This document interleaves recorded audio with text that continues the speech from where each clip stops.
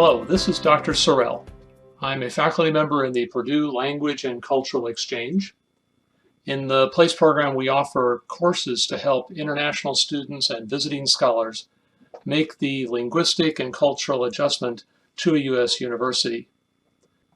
In this video, I want to share a few techniques that I think will be useful to all university students. I want to begin with a curriculum map. This is an adaptation of a file that was provided by the Center for Instructional Excellence here at Purdue. So up in the left-hand corner, I have the course level and also the unit level learning objectives. In the original file, the course objectives were in a column to the left, but since the objectives at the course level for this course flow into multiple unit level objectives, it's not really practical to try to pair them up. So I put them on top. I have those listed here. We have 4 of them that are course level, and then each of the units has 4 or 3 learning objectives. So matching those to your different assignments as you go through, and I've color-coded the columns of the different types of assignments, linking those up and seeing how your objectives match your actual assignments is a really good thought exercise. So whether you do it course level or unit level or both, it's all good. The major thing I want to show you here, though, is down below. I've assigned point values for each of the assignments, and all the points in the course are identical, so students do not have to do any calculations to see what the weighting is.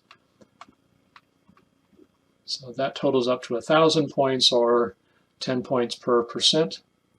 And one key aspect, which is very good thought exercise for instructors, is to calculate the amount of time we expect our students to spend outside of class working on our course. For a 3-credit course, they should spend between 60 and 90 hours outside of the class. So a minimum of 60 is what I'm aiming here for a student who is fairly proficient. So my students are international students, but the minimum here I'm judging for reading. So the first section is reading. I'm assuming that they are proficient readers, and many of them are very proficient readers in English. If they are not quite as proficient, they're going to need to spend a lot more time, and so that number is going to go up considerably from 60. So that's a good exercise to think how much time am I actually requiring them to spend outside of class. Looking at classes, very often we might overdo that if we're not careful. This is also a very good way to check and see what the total amount of time is. So for example, my reading estimates, I can see that I'm requiring 14.5 hours of reading, so roughly a quarter of the time they spend outside of class will be reading. Next, I want to come over to Brightspace. And in Brightspace, I want to take a look at the assignments.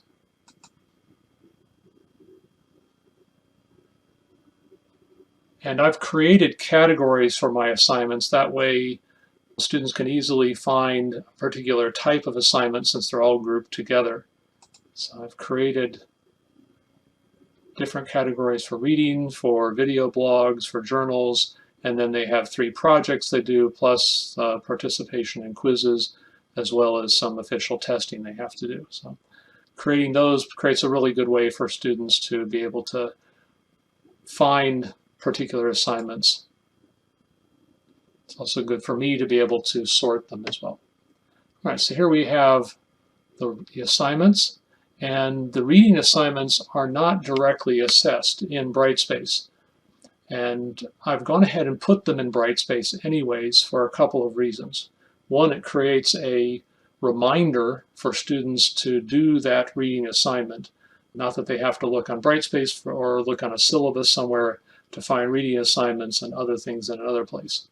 So if you have assignments that are done on a different platform, for example, or that are done in a textbook and are not directly assessed, it's really good to create assignments for those anyways. So I'm going to come down here and look at a reading assignment that has page numbers on it. We'll see an interesting feature And so let's edit this assignment. So we could create a new assignment, but I've already done this one, so I'm just going to open it up and show you some of the conventions that I've used. So I've started off the title up here with the category, and that'll be really good later when we look at another app that students can use to be able to sort through and easily identify the type of assignment. So this is a reading assignment, so it starts off with that designation at the beginning of the title. Then I have the source that they're going to be reading, this textbook called American Ways, what chapter, and then it has the topic, and then here in curly brackets are the page numbers. That's going to be very useful later. Another feature which I added at the end in square brackets in every assignment is the time that I expect the students to spend at minimum. So students always know at least how much time I'm expecting them to use. And notice this is ungraded, so even though it is not a specifically directly graded assignment, I'm still putting it on Brightspace. Now, a couple of other things that are good here. Down here, I've assigned the category that is appropriate. And this one, Brightspace doesn't have a lot of options here. There are only 4. There's no file submitted. There's no text submitted. They're not submitting on paper. I will, in a sense, observe it in person because I will go to their ebook and look at their responses, and I will talk to them in class or give them quizzes in class. So in a sense, I'm observing all of those in person. So that's the most appropriate one there. Another important one to check is here. In the past, I had used automatically on due date. That's the default setting. You definitely want to change that to manually by learners. So that means that when this becomes due at 11:59 on October the 3rd, the assignment does not disappear. I had numerous students who were working, and as we all know, students very often work past midnight. And so some students at 1 a.m. decided, oh yes, they're going to read the assignment for tomorrow, and they would open it up and say, oh, good, there's no assignment because it had already expired and been marked as completed on Brightspace, and so they completely missed it. So I put this one here manually by learners, so it'll be there on their to-do task list until they click on it and say that they're done. So all of those are good settings. And save and close that.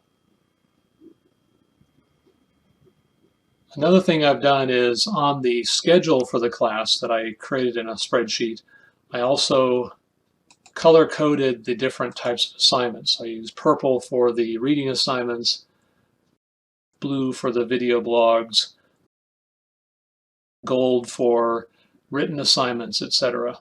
So if we come down here, we'll see the assignment we were just looking at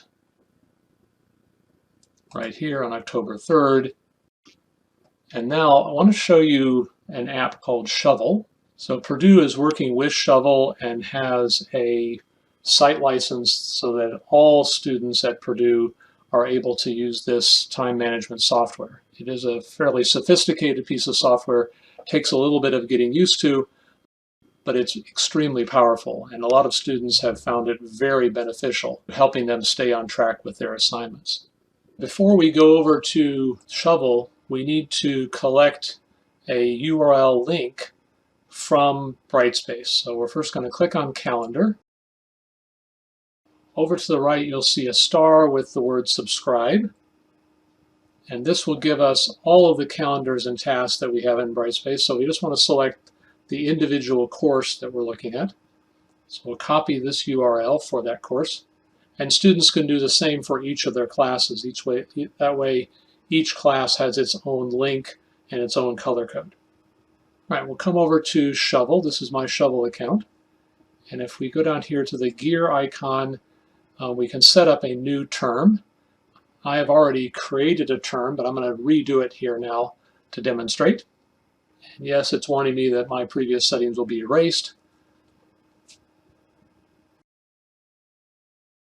All right, so first we'll enter the correct country and the correct time zone for where we are. And we'll set the last date for our classes this term.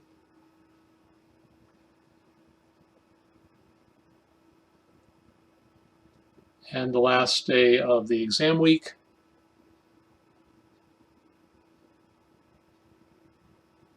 Holidays, we're going to skip that for right now. You can set those later. Set the time to wake up and go to bed. And now we have a place where we can connect that link to Brightspace. We'll place it right here. And after we do that, the shovel is now linked with this particular course. And there it is. We can choose that one. And press connect. All right, and then we can add that course to our shovel calendar. We can also add other activities, such as students can choose which activities they want to add to their calendar, such as morning routine, lunch, workout, etc. And there's our monthly calendar, and now those due dates, those assignments are then populated into the calendar. If we click on the task list, we'll see a chronological list of all of the different assignments. And if we sort by name, we will see that all of the assignments in a given category will be together since I put the category name at the beginning of the title. So then we can also assign those to the same category in Shovel. So you can create those categories. This is going to be especially important for the reading assignments. Grouping the assignments by category also allows the student to then visually group them in Shovel to make it easier to see each of the different types of assignments. Now if we go over to where it says Group By, and it says All, we can switch that to Task Category. And now you'll see that they're sorted by category. However, they're sorted by name. So for example, the reading assignments are listed by the name, starting with numbers and then in alphabetical order. However, that makes a mess of the actual chronological order. So then you can click here to sort chronologically in this category.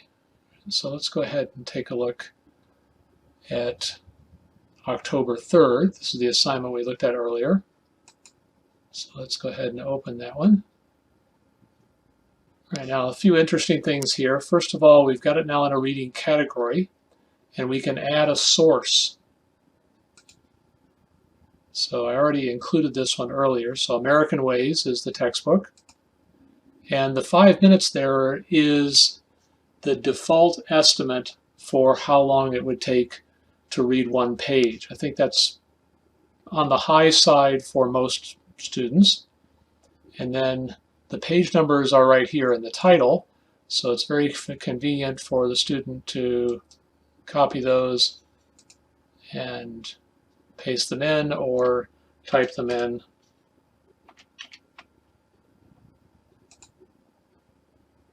And then that will calculate how much time is needed. So if you did need 5 minutes per page, it would take 2 hours. Now I'm estimating 1 hour and 10 minutes, which is a little lower. So the student can lower that if they want. They can add their own time, but this gives an estimate, so they can change that if they want.